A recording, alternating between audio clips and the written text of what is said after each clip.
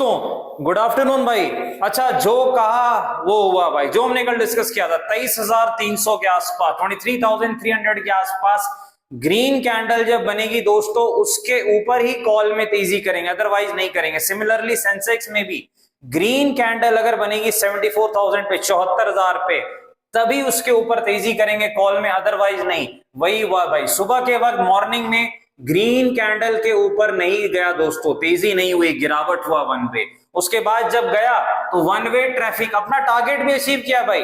अपना जो टारगेट था निफ्टी में 23,430, 23,430 का जो टारगेट था, मेरे ख्याल से उसके भी ऊपर चला गया। हाँ, उसके भी ऊपर 23,450 तक निफ्टी गया। लगभग 150 पॉइंट की तेजी निफ्टी में और 500 पॉइंट की तेजी सेंसेक्स में देखने को मिले अपने लेवल से, जो टेक्निकल लेवल्स हमने कल डिस्कस किए।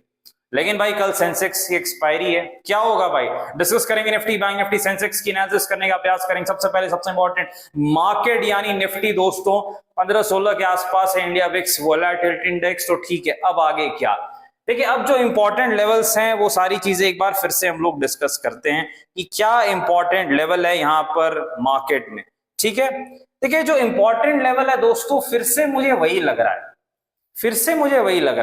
23,300 ही मुझे फिर से इंपॉर्टेंट लग रहा है, 23,300 के आसपास। यानी इधर पर मार्केट मान लीजिए आता है किसी भी कारण से, एक आध ग्रीन कैंडल बनती है ना, उसके ऊपर 5 मिनट के चार्ट पे हम लोग तेजी का रिस्क लेंगे। ठीक है, उसके ऊपर तेजी का रिस्क लेंगे, स्टॉप लॉस ग्रीन कैंडल के थोड़ा और नीचे, थोड़ा नीचे रखेंगे। ठीक है, दूसरा प्लान क्या है अपना, एक और थोड़ा सा ये रिस्की है, हल्का सा ये रिस्की है कि 23,460 के ऊपर 23,460 पे ना, इधर पर अगर कोई अभी ग्रीन कैंडल बन जाए 5 मिनट के चार्ट पे, तो उसके ऊपर तेजी करेंगे। स्टॉप लॉस क्या रखेंगे, ग्रीन कैंडल के थोड़ा सा नीचे।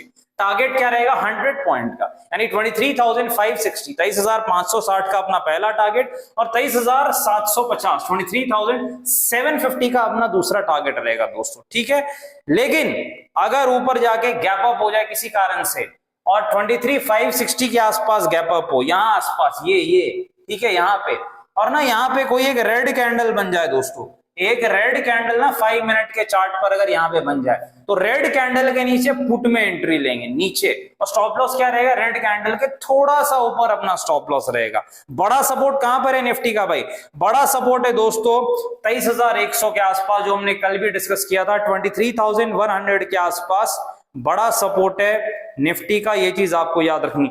चलते हैं भाई सेंसेक्स में, एक्सपायरी बहुत इंपॉर्टेंट है, बहुत ज्यादा इंपॉर्टेंट है। 74,000 भाई, 74,000 हमने डिस्कस किया था कि अपन तेजी जो करेंगे सेंसेक्स में दोस्तों, वो 74,000 के ऊपर ही करेंगे। 74,000 पर जब ग्रीन कैंडल यहां पर बने, उसके ऊपर तेजी आप देखिए, वन वे ट्रैफिक, उसके बाद 400-500 पॉइंट, 74,500 तक जो हमने लगभग डिस्कस किया था, 400-500 पॉइंट की तेजी देखने को मिली। आप देख भी सकते हैं प्रीवियस वीडियो कल की। 74,000, 74,000 के आसपास ग्रीन कैंडल बने तभी तेजी करना है 5 मिनट पे, अदरवाइज नहीं करना, ये प्लान था। लेकिन अब कल का प्लान क्या है भाई, क्योंकि आज का प्लान उससे कोई मतलब नहीं, कल का प्लान क्या है। देखिए कल का प्लान दो है।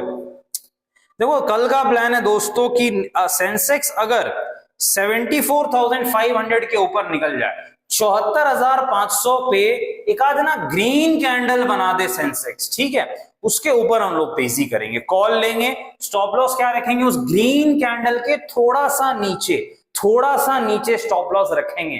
और टारगेट क्या रखेंगे, जो पहला टारगेट रहेगा दोस्तों सेंसेक्स में, वो 74,800 के आसपास है, यानी लगभग 300 पॉइंट का टारगेट, 300 पॉइंट का टारगेट सेंसेक्स में रहेगा 74,800 के आसपास। नेक्स्ट टारगेट अगर 74,800 के ऊपर सेंसेक्स जाता है दोस्तों ग्रीन कैंडल बना के, याद रखना है 5 मिनट के चार्ट पे ग्रीन कैंडल, हरियाली, तब अपना नेक्स्ट टारगेट रहेगा 75,100, 75,100। लेकिन अगर किसी कारण से प्लान बी क्या है, कोई गैप अप हो जाए दोस्तों, मान लीजिए कुछ गैप अप होता है, और अगर 74,800 के आसपास, यहां 74,800 के आसपास यहां एक आध ना रेड कैंडल 5 मिनट में बन जाए, तो पुट लेने का भी एक रिस्क लेंगे। स्टॉप लॉस क्या रखेंगे, उस रेड कैंडल के थोड़ा ऊपर अपना स्टॉप लॉस रहेगा। ठीक है, और एंट्री कब लेंगे, रेड कैंडल के नीचे जब मार्केट जाए तो।